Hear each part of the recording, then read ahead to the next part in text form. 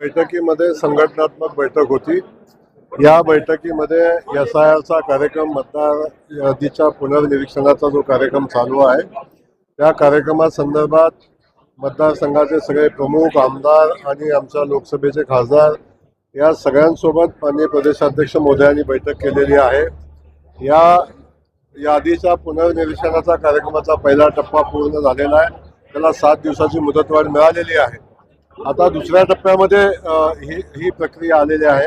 याच्यामध्ये सगळ्यांनी स्वतः आपापल्या मतदारसंघामध्ये ताकदीनं काम करावं, आपल्या लोकांच्याकडून ते काम करून घ्यावं, अशा पद्धतीची सूचना देण्यासाठीची आजची बैठक होती। आणि मला वाटतं पश्चिम महाराष्ट्रातले सगळे आमदार, सगळे आमचे BLO आणि सगळे मतदारसंघ प्रमुख या ठिकाणी उपस्थित होते आणि माननीय प्रदेशाध्यक्ष महोदयांनी त्यांना मार्गदर्शन केलेलं आहे। पदवीधर आणि याच्या संदर्भात काय चर्चा झाली का? पदवीधर आणि शिक्षक मतदारसंघ नाही, बिलकुल पदवीधर आणि शिक्षक मतदारसंघाच्या दृष्टिकोनातूनही चर्चा झालेली आहे। ही मीटिंग संपल्यावर अजून एक मीटिंग आहे, त्यामध्ये त्याची चर्चा होणार आहे आणि पदवीधर मतदारसंघाच्या अनुषंगानं अधिकचं मतदान भारतीय जनता पक्षाच्या विचाराचं कसं जोडता येईल याचाही विचार या निमित्तानं केलेला आहे।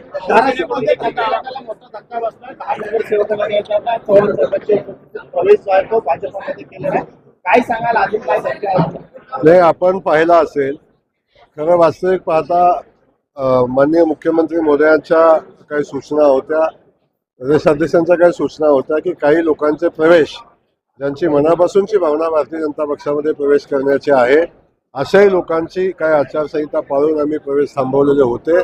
परंतु मला आता सद्य परिस्थिती अशी दिसते की आता येणाऱ्या कालखंडामध्ये भारतीय जनता पक्षामध्ये खूप मोठ्या प्रमाणावर प्रवेश झालेले आपण बघाल।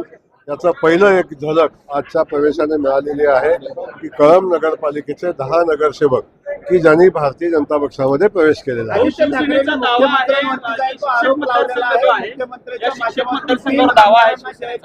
प्लॉट देण्यात आल्याचा देखील आरोप जायचा। आदित्य ठाकरेंनी मुख्यमंत्री आमदारांना प्लॉट दिले असा आरोप आता सन्माननीय आदित्य ठाकरे साहेबांनी काय बोलायचा हा त्यांचा विषय आहे। मला वाटतं त्यांच्या वक्तव्याकडे अधिकचं लक्ष द्यावं असं मला वाटत नाही, कारण ते कधी गांभीर्याने बोलत नाही, त्यांना गांभीर्याने कशात असतं ते समजत नाही। आदित्य ठाकरेंना धोरणीय निर्णय आहे की 2000 रुपये जे विद्यार्थ्यांना जे पॉकेट मनी देण्याचा निर्णयाची चर्चा आहे।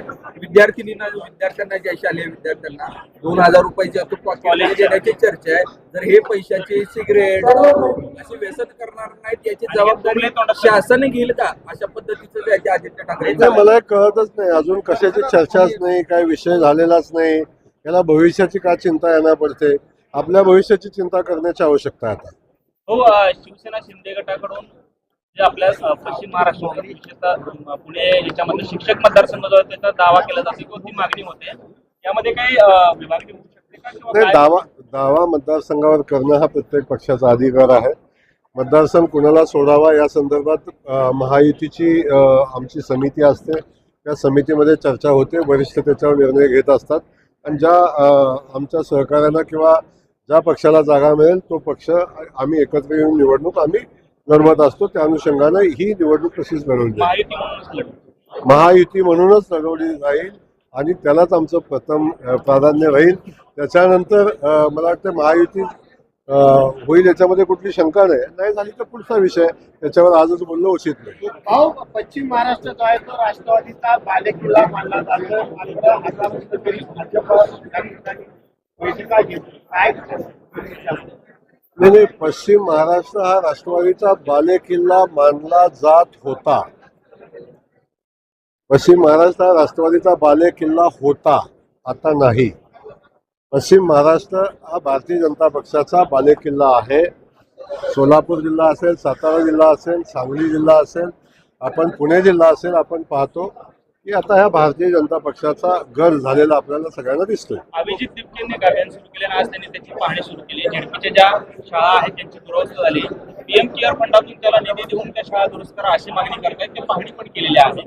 काय अभिजित दिपकेंना आपलं सांगणार? आता कुणी काय करावं हा ज्याचा त्याचा विषय आहे, त्या विषयावर मी अधिकचं बोलणार नाही, परंतु शाळा ह्या विषयासंदर्भात सरकार काळजीपूर्वक आजपर्यंत प्रयत्न करते।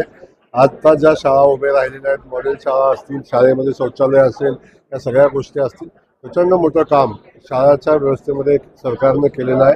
माननीय मुख्यमंत्री मोदयांनी सूचना दिलेल्या आहेत की शाळेच्या पायाभूत सुविधा, मुलांच्यासाठी लागणाऱ्या आवश्यक सुविधा त्या शाळामध्ये असल्या पाहिजेत. याची काळजी घेण्याच्या सूचना माननीय मुख्यमंत्री मोदयांनी दिलेल्या आहेत आणि सरकार नक्की त्याची काळजी घेईल. त्यामुळं कोण काय करतंय, कोण कशाची काळजी घेते याच्यावर अधिकचा विचार करणं उचित आहे. जिल्हा परिषदेच्या शाळा तुमच्या खात्यामध्ये ढवळाढवळ करण्याचा प्रयत्न सुरू आहे का तितक्याचा? नाही, अजिबात नाही. ग्रामविकास खात्याच्या माध्यमातून शाळेची व्यवस्था असते, शिक्षण खात्याच्या माध्यमातून शिक्षणाची व्यवस्था उभी केली जाते. त्यामुळं या सगळ्या गोष्टी असतात. त्यामध्ये कोण कुणाच्या खात्यामध्ये हस्तक्षेप करायचा असा विषय नाही. लोकशाहीनं सगळ्यांना मूलभूत अधिकार दिलेले आहेत. त्यामुळं त्या मूलभूत अधिकाराचा वापर प्रत्येकजण करत असतो. पण एक मला सांगायचं आहे की लोकनियुक्त सरकार आहे. लोकनियुक्त सरकारनं निवडून दिलेली सरकारी व्यवस्था असते ती 5 वर्षासाठी काम करत असते. तेव्हा आपण बाकी सगळ्या गोष्टी ताकद लावण्यापेक्षा ही व्यवस्था कशी बदलता येईल याच्या संदर्भात अधिकचं काम केलेलं उचित राहील. त्यामुळे कुणी किती सल्ले, कशात किती सल्ले द्यावेत याला काही लिमिट असतं. त्या लिमिटमध्ये राहून सगळ्यांनी काम करावं.